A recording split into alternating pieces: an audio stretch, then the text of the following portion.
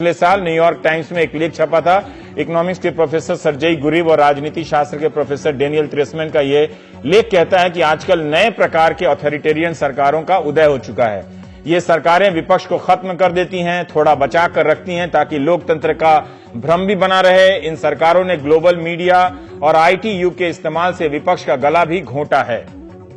अति प्रचार, बहुत ज्यादा प्रचार, दुष्प्रचार, झूठा प्रचार यानी प्रोपेगेंडा का खूब सहारा लिया जाता है। सेंसरशिप के नए नए तरीके आ गए हैं। सूचना संबंधी तरकीबों का इस्तेमाल होता है ताकि रेटिंग बढ़ सके। इसे भी अब फर्जी तरीके से बढ़ाया जाता है। नागरिकों को एहसास दिलाया जाता रहता है कि आपके पास कोई दूसरा विकल्प नहीं है, हम ही श्रेष्ठ विकल्प हैं। इस लेख में इन शासकों को नया ऑटोक्रेट कहा गया है, न्यू ऑटोक्रेट, जो मीडिया को विज्ञापन की रिश्वत देते हैं, मीडिया पर केस करने की धमकी देते हैं, नए नए निवेशकों को उकसाते हैं कि सरकार की आलोचना करने वाले मीडिया संस्थान को ही खरीद ले।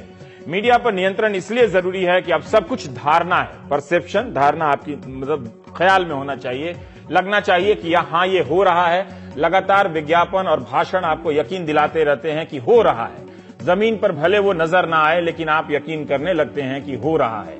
रूस के राष्ट्रपति पुतिन ने पश्चिम की एक बड़ी पीआर कंपनी केटचम को हायर किया है ताकि वो क्रेमलिन के पक्ष में पश्चिम के देशों से लॉबी करे। कुछ लोग पश्चिम के नेताओं को नियुक्त कर लेते हैं ताकि जैसे नूर सुल्तान ने टोनी ब्लेयर को किया, या उनके किसी फाउंडेशन में चंदा दे देते हैं। इंटरनेट पर युद्ध सा माहौल चल रहा है, वहां लगातार जमीन कब्जाने का अभियान है। गाली देने वाले और धमकाने वाले ट्रोल्स को पैसे देकर रखा जाता है। ये पूरी दुनिया में हो रहा है। इनका काम होता है व्हाट्सएप पे, ट्विटर पे दिन रात विरोधी के खिलाफ अफवाहों का बाजार बनाए रखना, तरह तरह के मटेरियल सप्लाई करना। आप व्हाट्सएप देखते हैं, उसी को सच मान लेते हैं, अखबार आप पढ़ते नहीं हैं।